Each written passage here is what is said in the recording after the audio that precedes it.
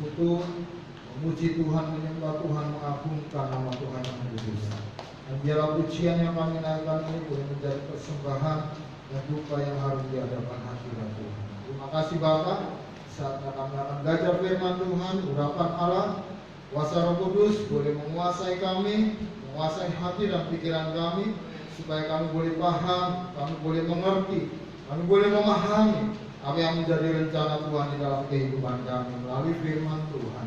Dan biarlah lidah bibir hamba-Mu yang penuh keterbatasan ini Tuhan urapi, supaya apa yang hamba sampaikan boleh menjadi berkat dan kekuatan bagi kami semua. Terima kasih. Kami siap belajar firman Tuhan di dalam nama Yesus kami mengucap syukur. Terima kasih Bapa. Amin. Shalom. Silakan duduk Bapak Ibu Saudara. Anugerah Tuhan, kita boleh kembali bersama bersekutu memuji menyembah Tuhan dan mengagungkan nama Tuhan yang bersedia. Terima kasih Bapak Gembala dan Ibu Gembala yang sudah memberikan kesempatan bagi saya untuk boleh berdiri di tempat ini untuk kita sama-sama belajar firman Tuhan. Nah, Bapak Ibu Saudara, saya ingin menyampaikan firman Tuhan. Kalau tema jadilah harta kesayangan Tuhan, maka percayalah bahwa orang-orang yang menjadi kesayangan Tuhan itu tidak akan pernah ditinggalkan oleh Tuhan. Amin. Orang-orang yang menjadi kesayangan Tuhan itu ada di dalam genggaman tangan Tuhan. Orang-orang yang menjadi kesayangan Tuhan itu ada di dalam penyertaan Tuhan. Tuhan tidak akan pernah tinggalkan. Apapun kondisi, apapun keadaan, Tuhan tidak akan pernah tinggalkan. Walaupun kita harus bergumul, tetapi di dalam pergumulan firman Tuhan katakan Tuhan tidak pernah tinggalkan kita.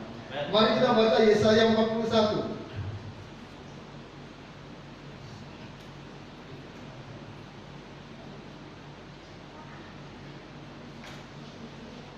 Ini ayat yang mungkin Bapak Ibu Saudara sudah sering baca, bahkan mungkin sudah sering dikhotbahkan dan didengar.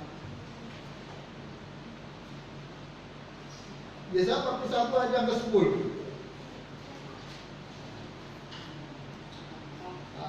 Untuk menghormati firman Tuhan, mari bangkit berdiri dan kita baca bersama-sama. Yesaya 41 ayat yang ke-10 dikatakan, sudah dapat? Amin. Yesaya 41 ayat yang ke-10 kita baca sama-sama. 2, 3. Janganlah takut, sebab aku menyertai engkau. Janganlah bimbang, sebab aku ini Allahmu. Aku akan menempuhkan, bahkan akan menolong engkau. Aku akan memegang engkau dengan tangan kananku yang membawa kemenangan. Amin. Silakan duduk Bapak Ibu Saudara. Kalau saudara lihat konteks di dalam ayat, mulai ayat yang ke-8, itu berbicara tentang Israel sebagai hamba Tuhan. Tuhan berkata, dari segala penjuru aku pilih engkau, aku panggil engkau, aku ambil engkau. Sebab dikatakan, engkau adalah hambaku, aku yang sendiri yang memilih engkau dan tidak pernah menolakmu. Israel hamba bangsa pilihan Tuhan. Dikatakan Tuhan sendiri yang memanggil, Tuhan sendiri yang memilih, Tuhan sendiri yang mengambil. Bahkan Tuhan tidak akan pernah menolak. Bapak Ibu Saudara, kalau kita lihat perjalanan bangsa Israel ketika mulai dia keluar dari tanah Mesir, begitu banyak dosa yang dikerjakan. Tetapi satu hal Tuhan berkata, walaupun kamu berbuat salah, tapi kamu tetap bangsa. Karena engkau telah, aku sendiri yang telah memilih engkau. Aku sendiri yang telah mengambil engkau. Aku sendiri yang telah mengumpulkan engkau dari segala penjuru. Ini satu hal kekhususan yang luar biasa bagi bangsa Israel, Bapak Ibu Saudara. Bangsa yang besar, bangsa kepunyaan Allah sendiri. Ini luar biasa. Walaupun sudah begitu banyak kesalahan dosa yang dikerjakan, tapi Tuhan masih berkata, aku sendiri yang memilih. Aku gak akan pernah menolak engkau. Wah, ini luar biasa jaminan yang Tuhan berikan bagi bangsa Israel. Kalau kita lihat di dalam konteks Roma, Israel sebagai Israel rohani itu adalah Bapak Ibu Saudara dan saya. Kalau kita ada di sini, itu bukan satu kebetulan.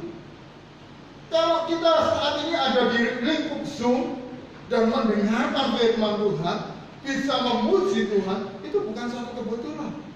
Tetapi firman Tuhan sendiri katakan, aku sendiri yang telah memilih engkau. Tuhan sendiri yang telah memilih Bapak Ibu Saudara dan saya.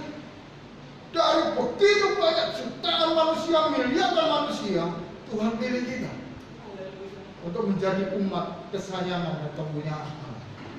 Dan saya katakan tadi, sebagai orang yang sudah dipilih oleh Allah, diambil, dipanggil oleh Allah, bahkan Allah jamin tidak akan menolak kita. Artinya kita benar-benar menjadi kesayangan Allah, maka ada jaminan yang Tuhan berikan. Ayat 10 dikatakan yang pertama,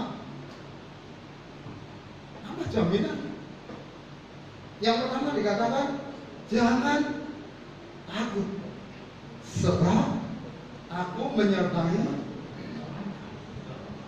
Bapak Ibu Saudara, ketika pertama kali saya sekolah Alkitab, saya masuk SDT, ketika saya ada di perpustakaan lagi mengerjakan tugas, tiba-tiba dosen saya datang dan berkata, Andre, mau nggak tak kasih tugas? Loh, kalau mau dikasih tugas jaminannya apa?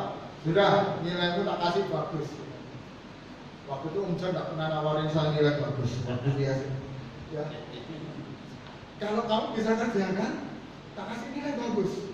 Wah, seneng kalau mahasiswa dengan nilai bagus, apalagi kalau nilainya pas-pasan gitu ya. Wah, seneng. Oke. Nah, sudah gini. Kamu tak kasih tugas, kumpulkan besok pada waktu kuliah. Apa Pak tugasnya? Gampang. Kamu cari kata jangan takut di dalam Alkitab. Ada berapa banyak? Loh, kan banyak pendeta bilang katanya 365. Kamu percaya omongan pendeta atau Alkitab? Nah, kalau pendeta yang ngomong cuma satu, saya nggak percaya, tapi banyak. Sudah, kamu teliti dulu. Oke Pak. Jam 7 malam saya keluar dari perpustakaan. Bapak Ibu Saudara, sampai di kamar, mulailah saya buka. Aduh, dari kitab Kejadian sampai Wahyu, Bapak Ibu Saudara. Wah, maka belayan sembuhan gitu ya kan. Aduh, meneliti. Mulai Kejadian satu-satu. Waduh, dibuka. Sampai jam 3 pagi saya baru menemukan total semua dari Kejadian sampai Wahyu. Paginya dengan mata yang berat, kami harus ikut chapel. Maka percayalah Bapak Ibu Saudara, ketika saya chapel, saya duduk paling belakang dan saya selalu mengaminkan firman Tuhan. Amin. Amin. Ngantuk. Iya. Jam 3 pagi, jam 5 chapel, Bapak Ibu Saudara. Akhirnya jam 10 kami kuliah. Saya bawa, Pak, saya sudah dapat hasil. Ini dibuka. Benar ini? Benar Pak, tak jamin kualitas mutu. Akhirnya berapa banyak? Benar kata pendeta, 365. Kamu paham? Saya pertama nggak mudah. Kemudian ditanya, 1 tahun berapa hari? 365. Artinya apa Bapak Ibu Saudara? Orang kesayangan Tuhan, jangan ada ketakutan setiap hari dalam hidup. Gak usah takut, karena kita ini disayang oleh Tuhan. Kita ini menjadi milik kepunyaan Allah. Ketika Tuhan panggil kita, Tuhan pilih kita, Tuhan memberikan jaminan bagi kita. Kamu tidak bisa takut. Karena tiap hari, tiap saat, tiap waktu, tiap detik pun Tuhan berkata, aku menyertai. Oh, ini yang luar biasa jaminan Tuhan. Kalau kita tahu bahwa Bapak kita yang luar biasa, Bapak kita yang menciptakan langit dan bumi dan menciptakan semua, Dia berjanji tidak akan meninggalkan kita, buat apa kita takut? Kabar sekarang Jakarta mulai di PSBB lagi. Surabaya mulai galak rahasia dengan luar biasa. Ekonomi bukan lagi semakin baik, ekonomi semakin puncak. Menteri Keuangan katakan Indonesia akan masuk di dalam resesi bangsa ini. Wah, semua mulai bingung, semua mulai tahu. Tapi anak-anak Tuhan ada jaminan. Jangan.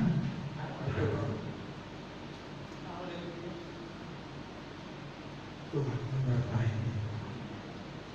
Penyertaannya itu bukan hanya sekali, dua kali, sedetik, dua kali, enggak. Tapi Tuhan berkata, aku Immanuel. Bahkan Dia berjanji 28 Matius 28, aku akan menyertai kau sampai kesudahan zaman. Kalau itu jaminan yang Tuhan berikan, buat apa kita takut? Ketika saya pertama kali jadi pendeta menggantikan almarhum bapak saya bingung. Kalau saya jadi lihat jemaatnya papa saya itu menengah ke bawah semua, sudah janda, nggak kerja. Ya, saya bilang aku nggak mau gantikan papa. Saya sampai lari ke gereja sinode lain di luar Pentakosta. Aku sebelum ketika papa saya dipanggil Tuhan, sebelum beliau berjalan, ada satu ganjalan. Saya tahu bahwa itu adalah gereja. Mulut ini kok tidak bisa dijak kompromi. Jangan mesti, tidak usah mikir gereja saya yang. Setelah papi saya jalan mikir, maaf kepada pendeta. Ya, saya mulai mikir, wah takut. Tapi ketika saya baca ayat ini, saya mulai dikuatkan dan berkata, aku tidak perlu takut karena apa? Bapakku yang luar biasa itu ada dalam hidup. Dan Dia memberikan jaminan bagi. Kalau dulu saya itu kurus kering, Bapak Ibu. Kalau orang-orang anggap saya, ketika saya sekolah pun saya dipanggil cagak tank, cagak PLN. Ya. Karena apa? Kurus, kering, tinggi, bajunya mesti putih hitam. Bajunya putih hitam. Jadi kayak cagak tank gitu. Ya. Dulu saya bingung, mau gemukan badan itu yang apa? Bingung. Makannya banyak tapi nggak nemu-nemu. Benar. Ketika saya kerja pun sama, makannya banyak, nggak gemuk-gemuk Bapak Ibu semua. Tapi ketika jadi pendeta, saya malah bingung. Ya apa caranya ngurus badan? Oh iya. Istri saya bilang, jogging kok jogging. Iya jogging. Tapi perutnya kok ya gak kurus-kurus gitu loh ya. Bapak Ibu Saudara. Artinya apa? Ada jaminan tuh. Tuhan berkata gak usah takut. Sebab ketika aku menyertai engkau, aku memberikan jaminan. Seorang ibu gembala di Malang, nanti kalau waktunya ada menutup, saya sambung lagi kapan-kapan ya, karena ada 4 poin.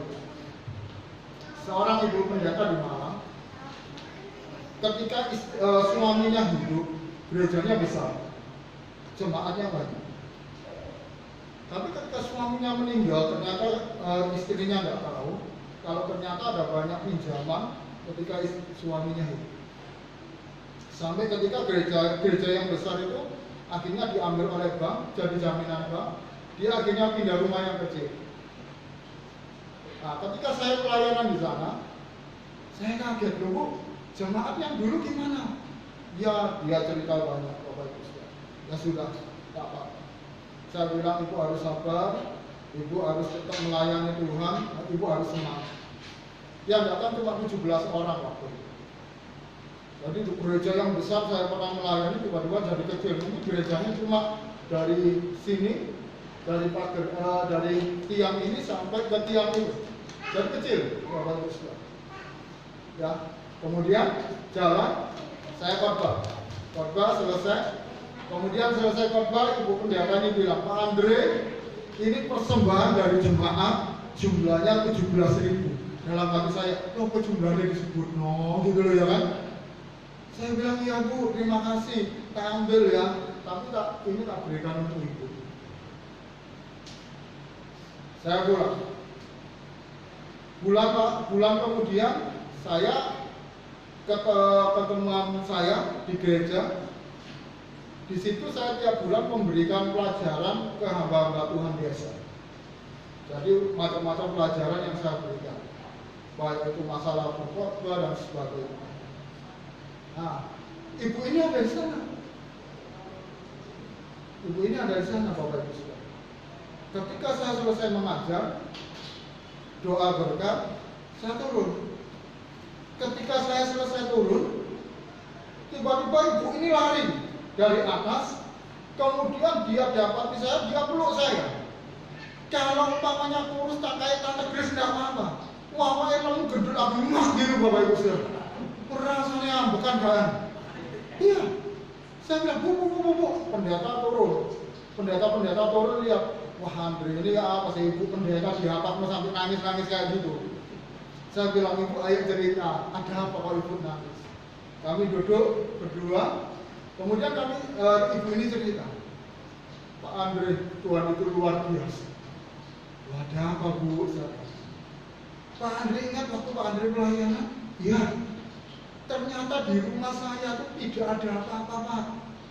Artinya tidak ada yang bisa dimakan, tidak ada yang bisa dimasak. No.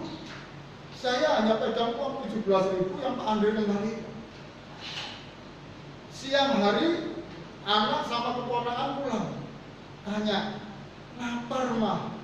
Lapar Tante.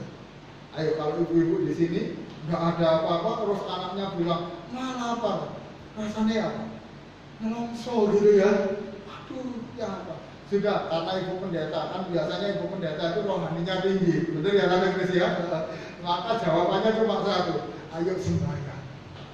Saya ini anaknya pendeta, kalau minta apa-apa pasti jawabannya pakai lutut sampai ngapal Tante Grace. Iya. Mereka berdoa. Terus dia cerita ke saya, ketika gerejanya di daerah Sukun, ketika saya berdoa tiba-tiba ada suara yang bilang ke saya, kamu sekarang pergi ke supermarket Araya. Bayangkan dari Sukun ke Araya, itu lumayan jauh Bapak Ibu sekalian. Dia mikir saya naik bemo waktu itu 3.000, naik bemo berangkat toh. Wes entak dihitung itu kali 2.000 sampai supermarket beli apa? Permen pulang lagi. Akhirnya mereka bilang ya sudah, nek Tuhan suruh saya jalan kaki. Mereka berlima jalan kaki. Dia katakan Pak, jam 1 saya jalan kaki dari rumah di Sukun sampai supermarket Araya sekitar jam 4:30. Karena mereka harus berhenti jalan kaki. Nah sampai di supermarket, ibu pendetanya bilang, Tuhan, aku harus nuruti Tuhan loh ya. Terus apa yang mau tak kerjakan? Tuhan bilang, masuk ambil troli satu-satu. Ayo Bapak Ibu Saudara, mati.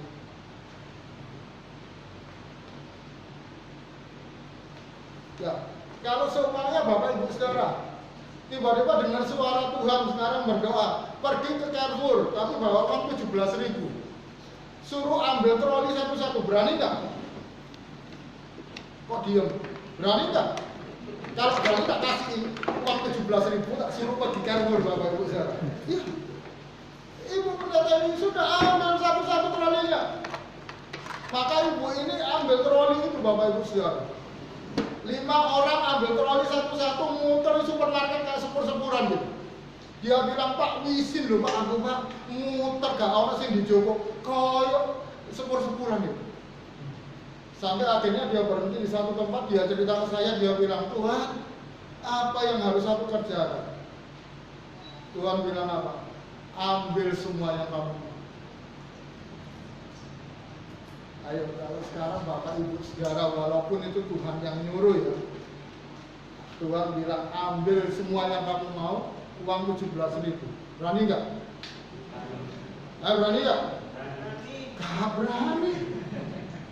Mikir Bapak Ibu Saudara 17.000 loh. Tapi ibu ini bilang, wes Pak, aku pokoknya nekat.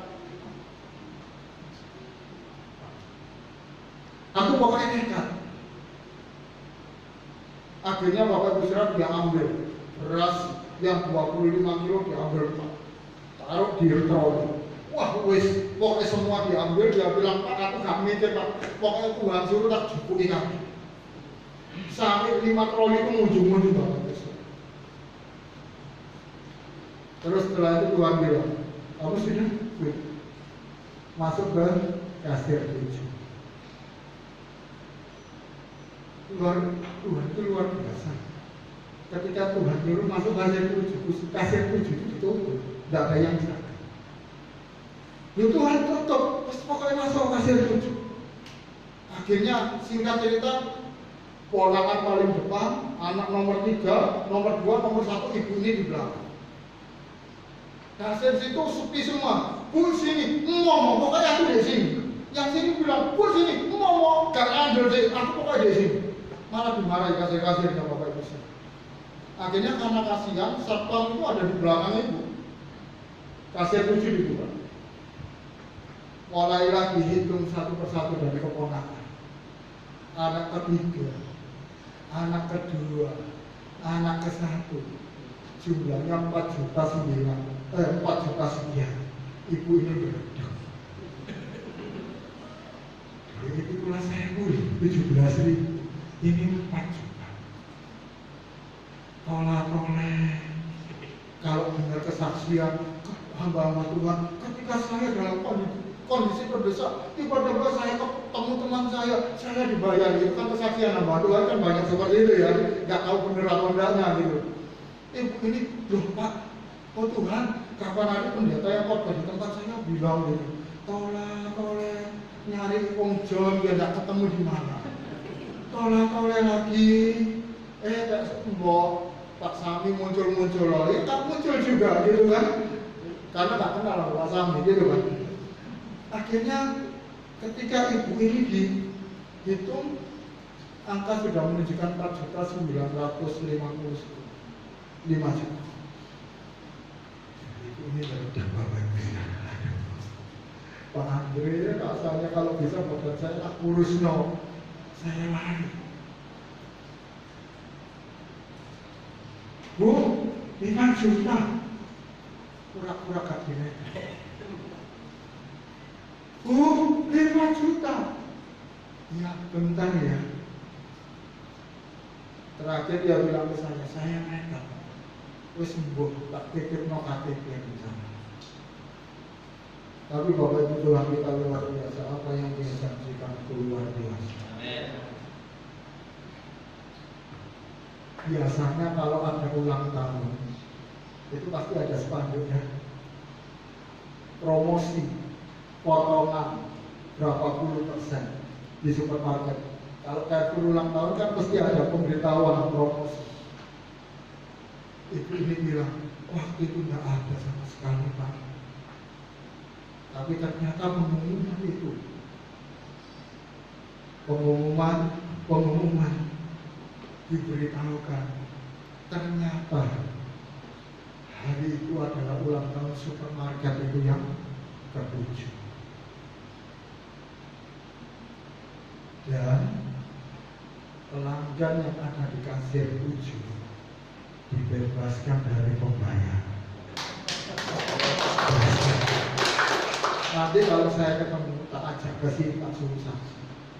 Gimana? Dibebaskan. Bapak Ibu Saudara, kalau Tuhan bersama kita, apa yang kita tahu? Ayat yang selanjutnya dikatakan, jangan bimbang sebab aku ini Allah. Jangan bimbang, aku ini Allah yang berkuasa, aku ini Allah yang sanggup melakukan perkara yang besar, aku ini Allah yang sanggup melakukan perkara mustahil.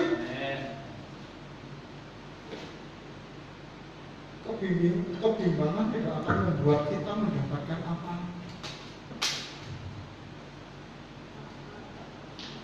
Kebimbangan akan membuat kita mengalami ketakutan. Oleh sebab itu Tuhan berkata, jangan takut, jangan bimbang.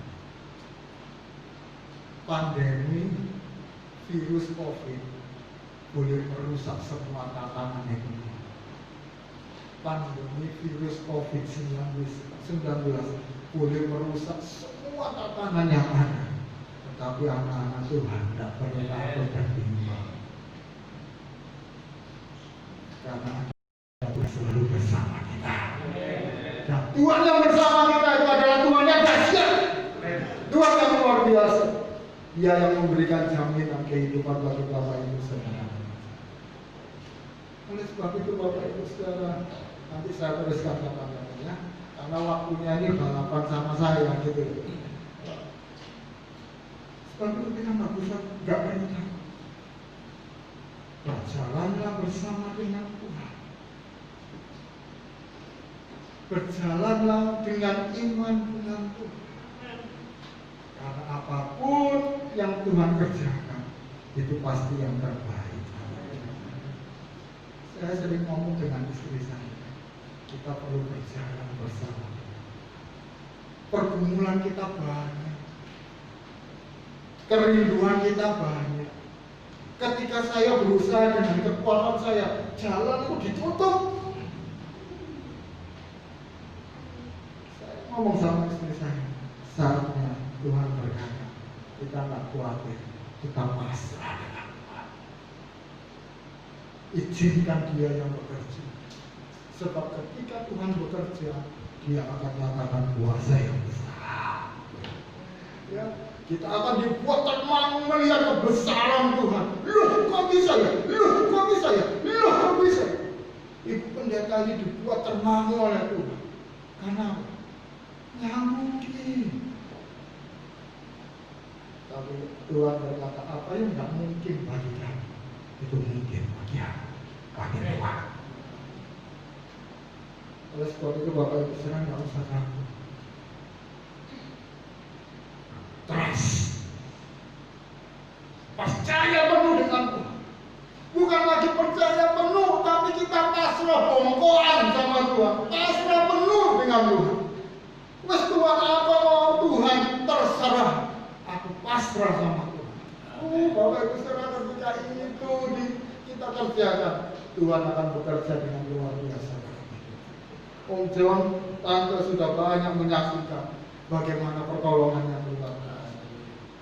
Kalau Om John sama Tante pakai kekuatan sendiri, saya percaya itu kesaksian tidak ada. Tapi ketika mulai pasrah dengan Tuhan, Dia kerjakan yang terbaik bagi kita. Tepat pada waktunya, gak pernah terlambat, gak pernah terlalu cepat. Tepat pada waktunya, Dia nyatakan kuasa. Oleh sebab itu, di akhir renungan saya, jangan khawatir, jangan bimbang, percaya penuh dengan Tuhan. Izinkan Dia yang bekerja untuk menyatakan yang terbaik.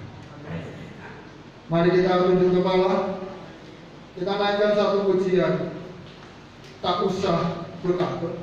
Kemudian saya serahkan kepada Bapak kembali.